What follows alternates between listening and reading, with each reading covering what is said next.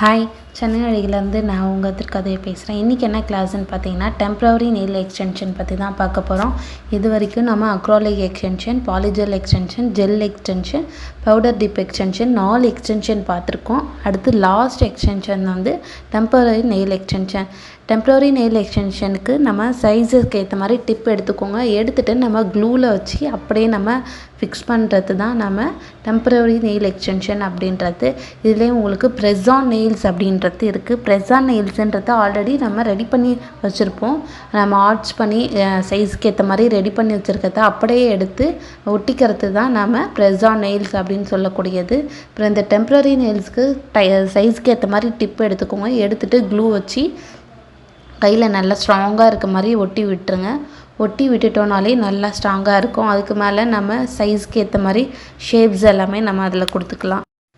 இது கட் பண்ணியாச்சு. நல்லா கட் பண்ணி விட்டுட்டு சைஸ்க்கு ஏற்ற மாதிரி ஷேப்ஸ் கொடுத்துக்கலாம். எனக்கு இப்போ ஆல்மண்ட் ஷேப் வேணுன்றதுனால ஆல்மண்ட் ஷேப்க்கு ஏற்ற மாதிரி சைடில் 2 பக்கமும் கட் பண்ணிவிட்டு ஃபைல்ஸ் பண்ணிடலாம். இப்போ வந்து மேலே ஃபைல்ஸ் பண்ணிவிட்டு டஸ்ட் நல்லாவே ரிமூவ் பண்ணிடலாம். ரிமூவ் பண்ணதுக்கப்புறமா மேலே நெயில் ஆர்ட் தான் பண்ணணும். நெயில் ஆர்ட் கொடுக்கறதுனால நெயில் ஆர்ட் கொடுத்துக்கலாம், இல்லைனா நம்ம ஜெல் பாலிஷர்ஸ் நம்ம கொடுத்துக்கலாம்.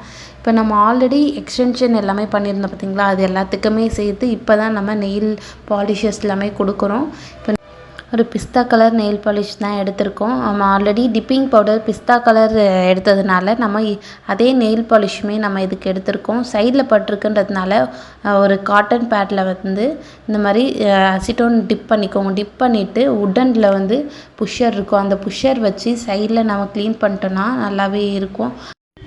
இதே மாதிரி எல்லா நெயில்ஸ்க்குமே நம்ம அதே கலர்ஸ் நம்ம கொடுத்துக்கலாம். இல்லை எனக்கு வேறு டிஃப்ரெண்ட் கலர்ஸ் கொடுக்கணும் அப்படின்னா டிஃப்ரெண்ட்ஸ் கலர் நீங்கள் கொடுத்துக்கலாம். எனக்கு ஒரே நெயில்ஸ்க்கு ஒரே மாதிரி இருக்கணுன்றதுனால 5 ஃபிங்கர்ஸ்க்குமே ஒரே நெயில் பாலிஷ் தான் கொடுத்துருக்கேன்.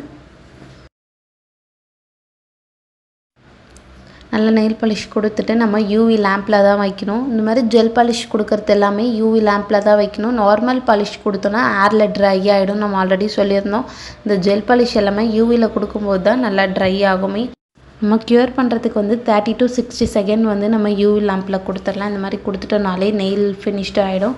இந்த மாதிரி கிளாஸஸ்லாம் நீங்களும் அட்டன் பண்ணோம் அப்படின்னா நம்மளோட A1 பேஜஸில் கிளாஸ் அட்டன் பண்ணிக்கலாம். தேங்க்யூ.